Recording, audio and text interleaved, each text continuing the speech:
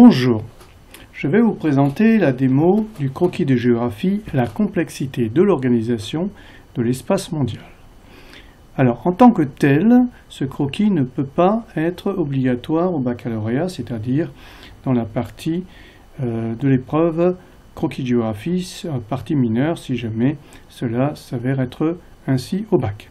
En revanche, c'est un croquis qui est tout à fait utile pour comprendre les leçons de terminale et pour produire des schémas dans le cadre de certaines compositions, voire même d'études de documents. Et puis, c'est un excellent entraînement pour bien comprendre l'organisation de l'espace mondial. Alors, ce croquis ne déroge pas des autres, même s'il n'est pas obligatoire.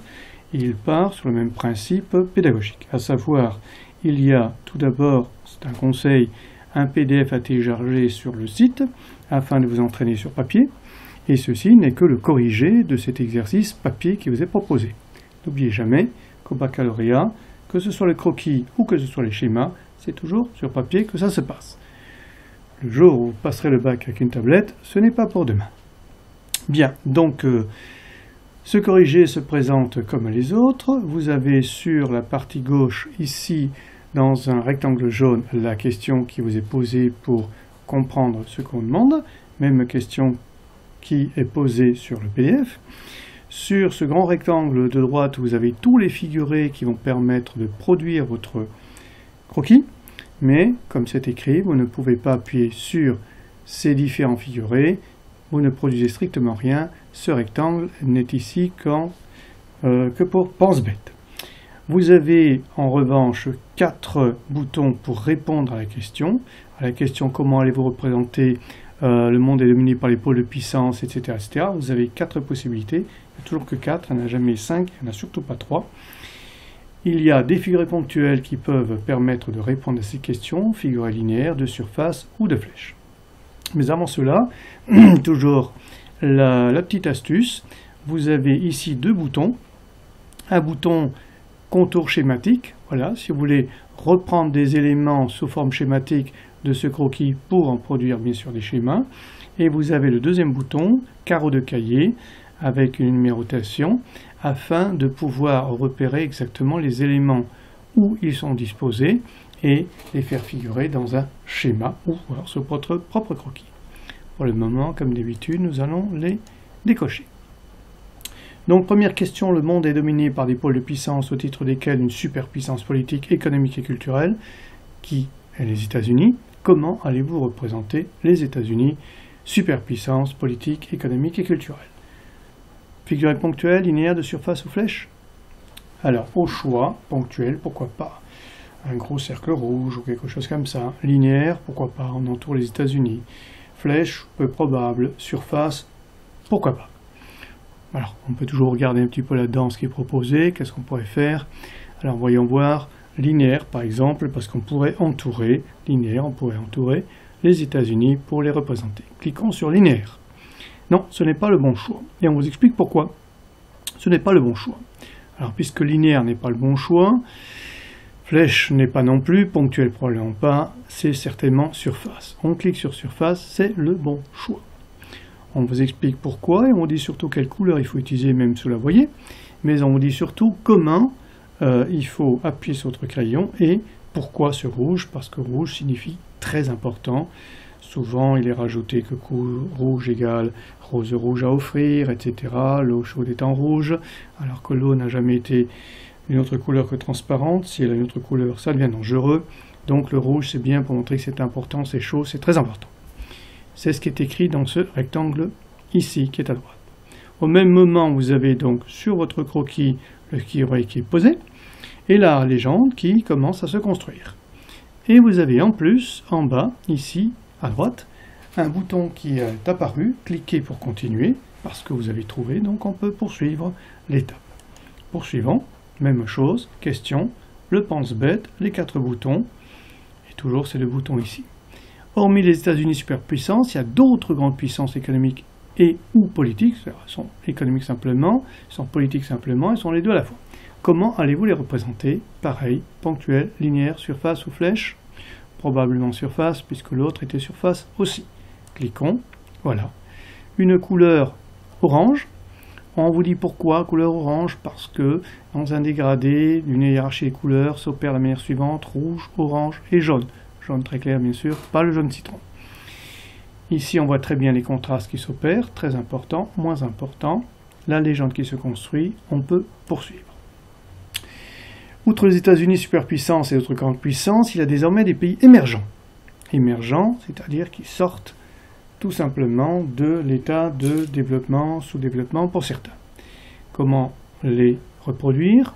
Le choix est assez rapide, puisque ça c'est surface, probablement c'est surface aussi, effectivement. Et là, jaune, pourquoi jaune? Parce que d'abord, rouge, orange, jaune, c'est un dégradé, une hiérarchie naturelle qu'on peut faire pour créer une couleur, mais aussi le jaune, qui, c'est bien précisé ici, pas de jaune citron. Le jaune montre quelque chose de neuf, de nouveau, émergent, c'est tout neuf, c'est tout nouveau. Donc votre croquis ici prend forme. Dans les contrastes, les couleurs, vous avez déjà une réponse à la problématique. Organisation complexe, très important, moins important, important mais neuf. Et en plus, le jeu des couleurs, avec leur contraste et avec le choix des couleurs, vous permet de répondre très clairement à une problématique. Un croquis, c'est avant tout visuel. La légende qui se construit ici, que vous devez évidemment obligatoirement produire aussi pour vos examens, n'est ici que pour appuyer certaines choses, c'est-à-dire on ne sait pas ce que sont les États-Unis, c'est un peu bête, mais on ne sait pas très bien comment qualifier ces pays oranges, autres grandes puissances économiques et politiques. Voilà.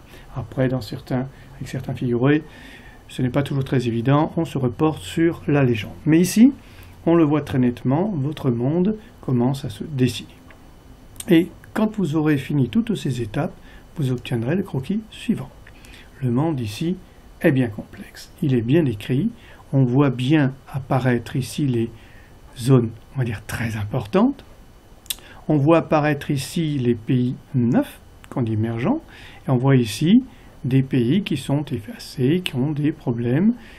Certains sont les territoires intégrés à la mondialisation, et d'autres complètement marginaux. Voilà à quoi peut ressembler un croquis qui est construit, scientifiquement juste, et surtout visuellement très correct, parce qu'on voit apparaître l'essentiel. L'essentiel, vous l'avez compris, se trouve ici. Ceci est secondaire. On a donc gagné. Alors, ce croquis, évidemment, est à construire pas à pas. Vous pouvez l'avoir gratuitement, donc en PDF pour vous entraîner. En corrigé, vous avez le corrigé, donc ici, vous pouvez l'obtenir en ligne, gratuitement, en ligne, sur tous les supports, que ce soit des iPhones, des iPads, des smartphones, des ordinateurs traditionnels Mac et PC. Mais vous pouvez aussi toujours gratuitement les télécharger dans ces mêmes formats. Ils sont disponibles gratuitement pour répondre à la question du croquis lui-même, mais surtout pour vous entraîner. N'hésitez pas, avant les examens blancs et tout au long de l'année, de vous les passer, de les repasser, en répondant systématiquement aux questions est-ce qu'il faut un figuré linéaire, un figuré ponctuel, etc. En lisant pourquoi le choix s'est porté sur tel figuré, eh bien vous apprendrez à construire dorénavant vos croquis et vos schémas vous-même, sans systématiquement les recopier dans les meilleurs manuels, voire sur les très bons sites. Alors tout ceci est possible avec ces logiciels gratuits. Je vous invite aussi donc à pouvoir recommencer, voilà. Ceci pour vous entraîner, et je voulais recommencer pour vous rendre attentif au fait de cette petite page qui se trouve donc au deuxième écran, qui vous dit que pour un bon croquis, il faudrait un bon nomographe. Alors moi je préconise le minigraphe. Il est disponible gratuitement contre un petit don sur le site géographieminiga.org. C'est évidemment une suggestion, ce n'est pas le seul qui est complet sur le marché, mais il y en a d'autres, vous pouvez en acheter 2 ou 3, pourquoi pas. Mais je vous incite fortement à l'utiliser parce qu'il a des figurés ponctuels qui sont tous proportionnels, que ce que vous n'arriverez jamais à faire avec votre crayon à main levée. Une ville ressemblera plus à un œuf que véritablement à un cercle, et surtout pas proportionnel. En plus, ce minigraphe a beaucoup d'avantages. Par exemple ici, il vous permet de tracer des courbures pour les flèches et pour montrer qu'elles sont dynamiques. Alors pour avoir la même chose, vous pouvez à ce titre-là utiliser au moins 3 ou 4 nomographes du commerce. Voilà, je vous engage donc à les utiliser, ces logiciels, au maximum pour bien réussir votre baccalauréat ou tout autre examen qui demande des croquis de géographie. Merci et jusqu'au prochain croquis. Bonne chance!